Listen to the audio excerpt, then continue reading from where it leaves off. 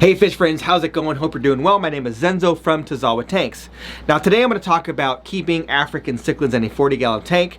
And when I'm talking about a 40-gallon tank, I'm referring to what we call a 40 breeder, which is a very common aquarium size. It's 36 inches long and 18 inches front to back. So it does have a lot of space for a lot of fish.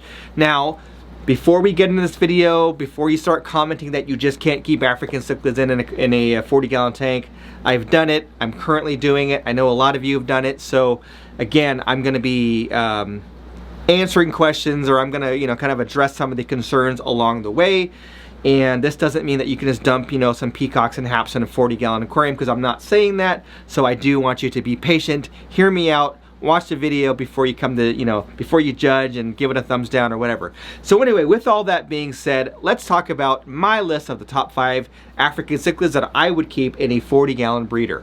Now, number 5 on my list is here for a reason. It's 5 for a reason, and that's because of the aggression that this species can display, and that is the Demasoni or Demasoni, or however you want to pronounce it. I say Demasoni, and this is a dwarf Mbuna from the Rift Lakes of East Africa, Lake Malawi specifically, and it is a very beautiful, brilliant blue fish with bars on it that does look very good. Now, there isn't very much dimorphism between males and females, which makes it kind of difficult to know which ones you have, and they can be pretty aggressive towards one another. So if you are to keep some Demasoni in a 40-gallon tank, I would suggest having lots of rocks and hiding places so that they can hide, they can have different territories, and not be always in each other's face. The other thing that I would do is I would make sure that you had a larger amount. So if you only had 4 or 5 in a 40-gallon breeder, it's too easy for one to get picked on and selected and maybe even killed.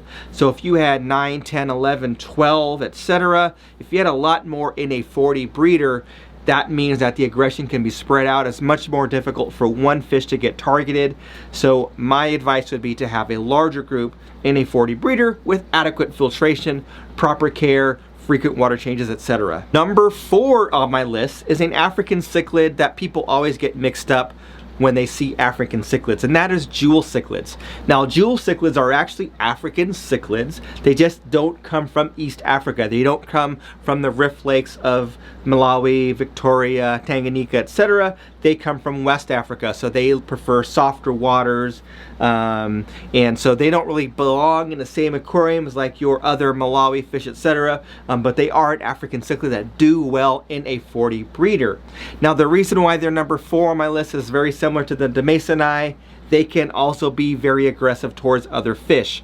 I like to keep mine in a pair, and I actually have some 5-star generals, which is a type of jewel cichlid, and they've spawned for me a couple of times. I've got a bunch of fry growing out, and they are very beautiful fish. There's a reason why they're called jewel cichlids, because their scales look like jewels. They do come in different patterns, from kind of yellows and golds to kind of deeper reds, etc. So very beautiful fish. They do well in a 40-gallon aquarium. It's best if you have a pair. They will spawn for you. They can be very aggressive towards other fish and will defend their fry and their spot to the end. So do make sure that if you are going to put them in a tank, that you don't have them with any other fish, or maybe something that's very tough and can take care of itself, like armored pleco or something like that. So anyway, they are number 4 on my list, a beautiful fish for a 40 breeder. Number 3 and number 2 on my list can kind of go either way, and they can also be kept together. So we'll kind of bunch these 2 fish together, number 3 and number 2, and these are also Mbuna. The first one is Labradorochromis, often called yellow labs, and the other one is Pseudotropheus acei, also called yellow-tailed acei, purple acei, etc. And these are 2 fish that do well together, or they can do well in their own little group.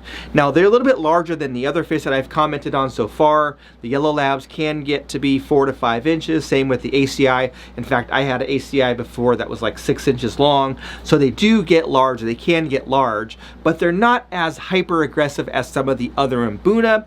And for the most most part, you're not going to see them get to be 5 inches or so. They'll probably stay in that 4-inch range, maybe get up to 5 inches, but they would also do well in a small group in a 40 breeder.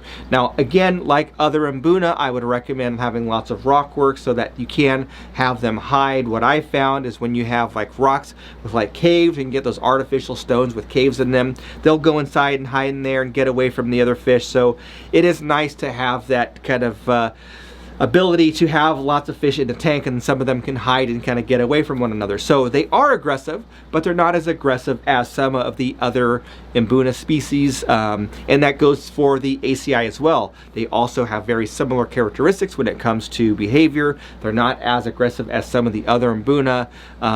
Mildly aggressive, but they're not going to attack and kill other fish like some of the other crazy fish do. So you could do maybe a group of, I don't know, anywhere from like 6 or 7 to like 10 or 11, depending on your habits of taking care of water and your filtration, etc. So if you have the ability to, you know, do frequent water changes or get some great filtration, you can kind of push the boundaries.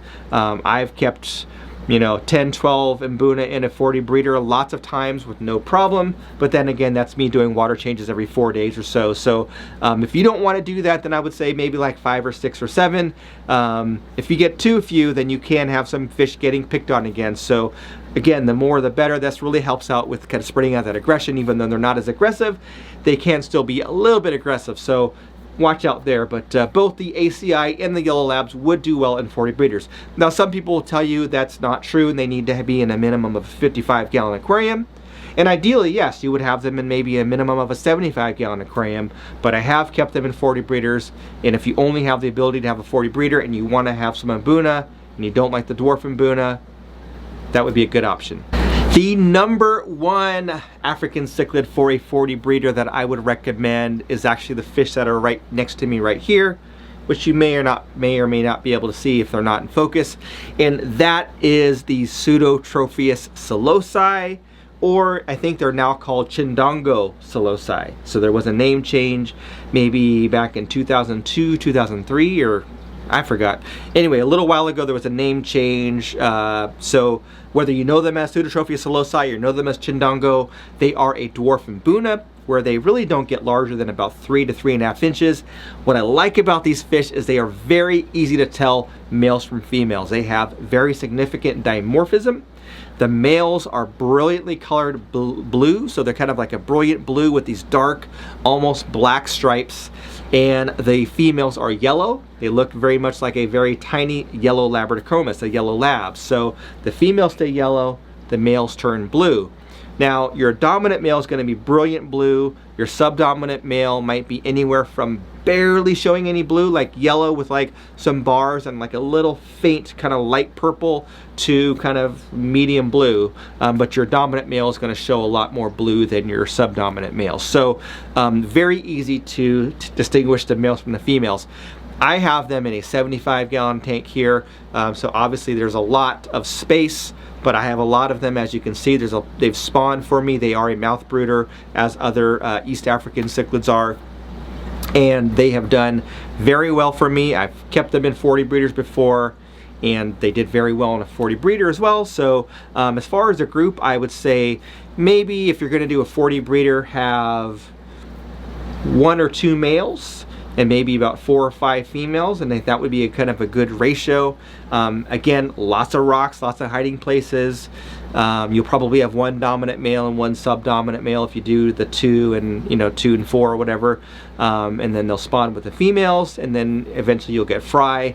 If you want to save the fry, you can, or if you have lots of hiding places, a lot of the fry will survive. They'll hide in the rocks and stuff like that until they get large enough to fend for themselves, and then they'll swim around, and you'll have more of them. So a very fun fish, a very enjoyable fish, beautiful to look at, and one of my favorites. That's why they are number 1 on this list. Now, if you disagree with my list, comment down below. If you agree with my list, comment down below. If there's anything that you feel that I've missed on this list, comment down below. I'd love to read and hear what your thoughts are on African cichlids and 40 breeders. Now, before you talk about some of the smaller fish like shell dwellers and, you know, Julidochromis and Lelupi and Burchardi and things like that, yes, those all can go in 40 breeders, but I already addressed that in this video, talking about 29-gallon tanks. So now we're going a little bit larger. So anyway, comment down below. I'd love to read your comments and hear your thoughts on African cichlids and 40 breeders, because a lot of people do have that tank. It is a very common size. It's a good tank, one of my favorites, and I keep them in 40. So I'd love to read your comments down below. If you haven't done so already, like this video. If you haven't done so already, subscribe to this channel, and I'll catch you on the next one.